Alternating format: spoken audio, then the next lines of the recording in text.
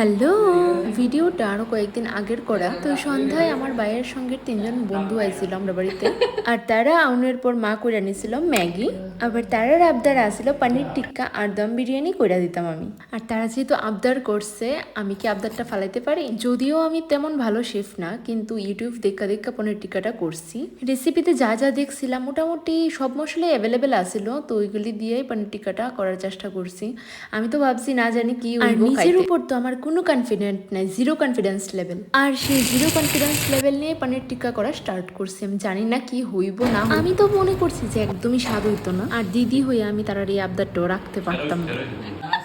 তারপর দেখলাম না, তারা ভালোই হয়েছে। আর আমি নিজেও খাইয়া দেখছি যে না, ভালোই রান্না করি আমি, এত খারাপ শেফ না। পনির টিক্কা খাওয়ার পর তাড়াতাড়ি করে আবার দম বিরিয়ানির প্রিপারেশন স্টার্ট করে দিয়েছিলাম আমি আর মা মিল্লা। আর আমি বিরিয়ানি নিয়েও অনেকটা ভয়ে ভয়ে আসছিলাম, যদিও আমি বিরিয়ানি করছি আগে, তারপরও আমি কই এত হইতো না মনে হয় ভালো, কিন্তু না, এইটাও ভালোই হয়েছে। আর ভালো হওয়ার সঙ্গে সঙ্গে এখন থেকে আমার প্রায়ই বিরিয়ানি রান্না করতে লাগতে পারে।